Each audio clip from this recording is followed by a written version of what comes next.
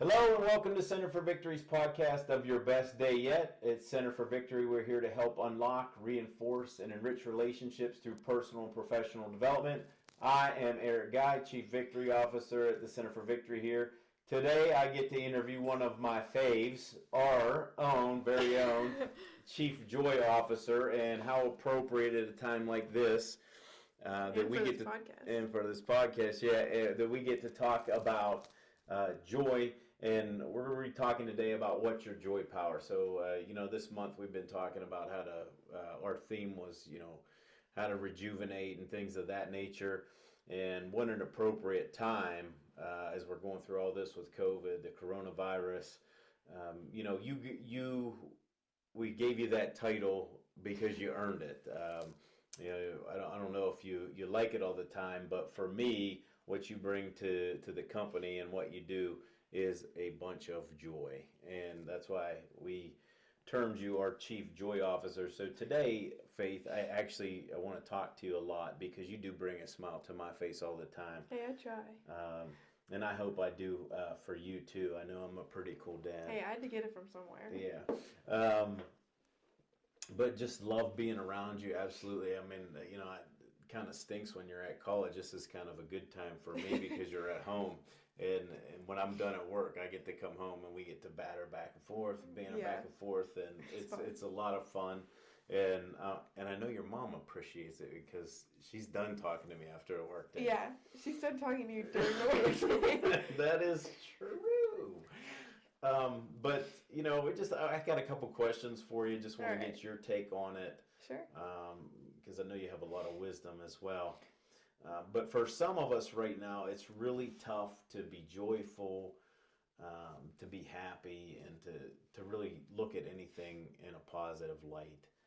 For those that are listening and watching, what are some things that you think we can do to create happiness while we're confined? I think it's a kind of a whole bunch of things, honestly.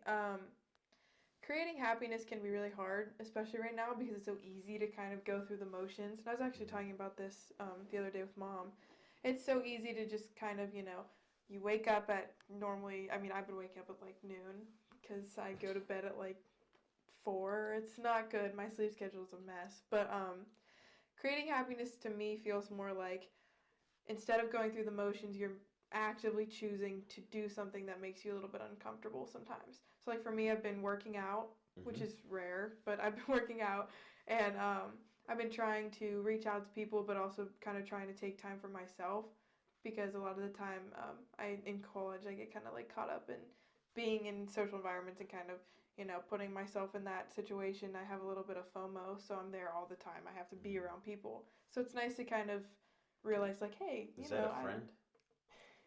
Who's FOMO? FOMO, fear of missing out. Oh, okay, gotcha. Yeah, I have FOMO. All right. That's Gotcha. vocabulary of the I'm podcast. educated today.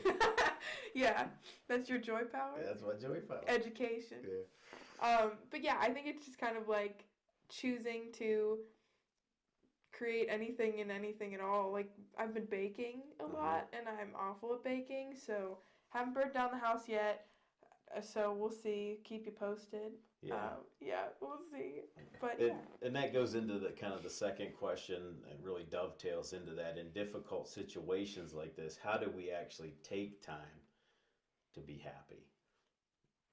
I think build awareness around it a little bit because it's not in our nature as people to not want connection. Mm-hmm. Like we very much thrive off of other people, and that just it's like a regulating factor to be around people and connect. And even like right now, like this is very much a humane thing to do, very connected and regulating. But it's harder to kind of sit back and be alone. And that's what's hard for people right now is that they have to be alone. So it's harder to even take time to be happy when you feel like you have it the most. Yeah, it's definitely, you brought up a great term that we use a lot and have used a lot. But, I teach it, right? That's regulation, but relationships create regulation. And without those relationships, it's hard to regulate ourselves. So people get these ups and downs. I think we've been fortunate. One, we have a lot of space. So we have office space, we have home space. we have a lot of space, like land, where there's not a lot of people around us, and some people are confined. Yeah. Like they're confined to these small spaces, so it's a little bit more difficult. Um, but that whole regulation piece on just connecting, making sure you connect. But I don't want to take your thunder here, so I'm going to ask you the third question. Because a lot of people are down. We've been, I obviously hear from a lot of people via telephone, email, even text messages. When we're down, what are some things that we can actively do? So there's the awareness around it. There's a choice now. What can we actively do to lift ourselves back up when we're down? I think I've been kind of acting like I'm still in the schedule of school and like still in that old routine. So I've been, I get up in the morning, I shower, I get ready. I'm ready for the day. I dress, in like decent clothes. And I've been having class. I've been having Zoom class, as most college students have been dealing with, which is challenging. But I mean, it's staying in that routine is really good. It's again very regulating. I guess that's our theme too here. But I think also connecting with friends still, and that's actually been kind of hard for me because I'm very much a social butterfly, and not being able to see my friends and talk to them whenever I want is hard. But I think you have to take that step, like set up that Zoom meeting or make that phone call, send that text, even if it's people you feel like you need to talk to again, like reconnect with. Make that step. Take that step to the next person, and then the next, maybe it's you write something or you watch another TV show, whatever you need to make you feel that joy again. I know something that brings me up when I'm down.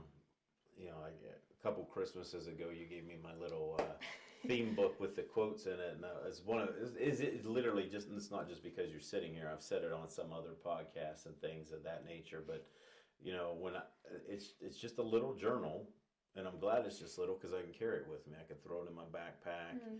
But when I'm down, I go back to that because there are there's quotes in there. There's things that we've said together that are very meaningful.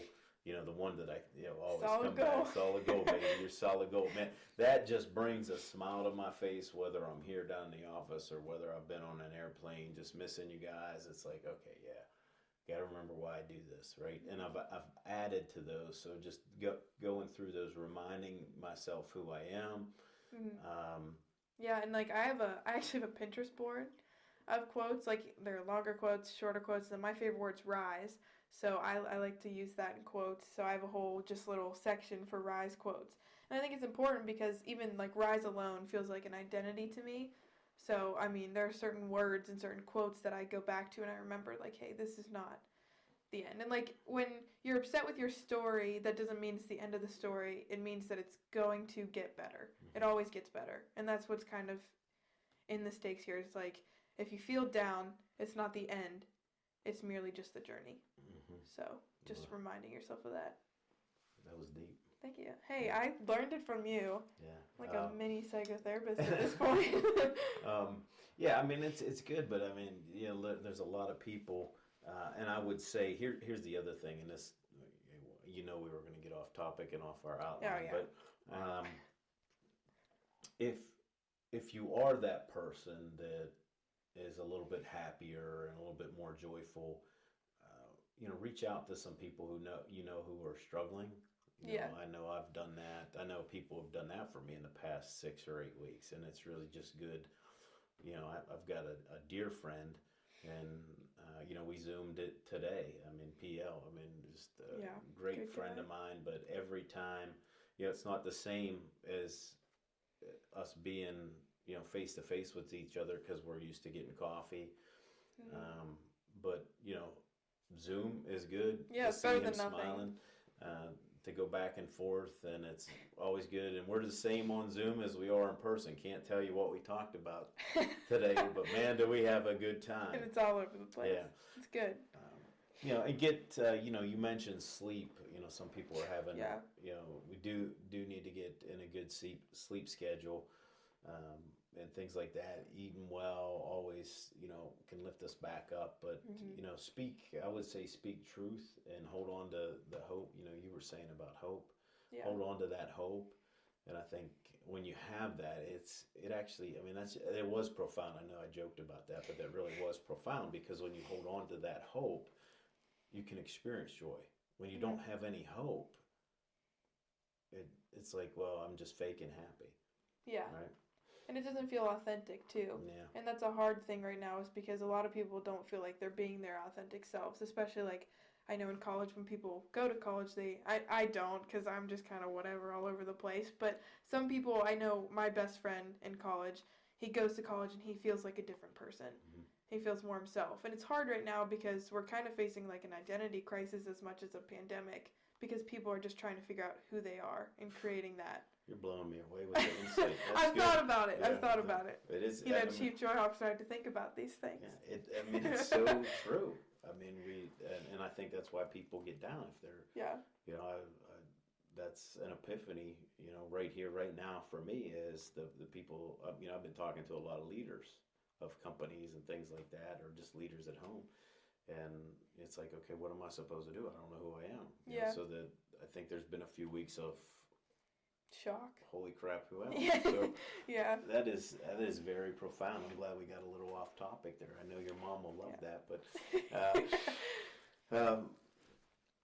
last question here, Faith. So people are listening, you know, just sum it up for us. What steps can we take to strengthen our joy power? What would you say? Hey, look, you know, these are just some practical steps. I know I'll give you one because we said it a few times, which is have hope. Yeah. Right. But what else? I think I could probably sum it up in like 3 words. Okay. I think it'd probably be rise, create, inspire, Okay. which are 3 of my favorite words. But I think you're in this kind of valley right now, and I feel like mostly everyone is, at least that I know, is in this valley right now. But as we create happiness and we choose to keep chasing it, we can inspire other people to do the same. So I think that's kind of a game plan almost. Like that's your start to your to-do list. You rise above it, you create something you're proud of, and then you inspire people to do the same. Yeah, and with that inspire comes that giving, gets the attention off yourself. Yeah, I love that. Love it, love it, love it. love that. Yeah, it's great advice, and really happy that you could share that today. Glad I And you are Chief Joy Officer. You always have been. Even sometimes we get into trouble together, and Best part. the best part, right? Probably do it tonight with Mom, huh? She'll probably just shake her head and say, "You too." Yeah. She'll give me the look. Yep. The mom look. I'm sure we'll get it tonight. Yep. But I hope this has been encouraging to you. I hope you have somebody like a Faith in your life that just inspires you as much as she inspires me, and have that giving nature. And when you're down, reach out. You can always reach out to us as well. But really appreciate you watching. Please make sure you leave this video a like and leave a comment down in the comments section below. Also appreciate if you hit that little subscribe button as well as the bell icon to get notified when we post next. Please continue to watch us for the podcasts, and also join us for the webinars we've been having over the past few weeks. There's more info on that at centerforvictory.com. And just remember, wherever you're at, whatever you're doing,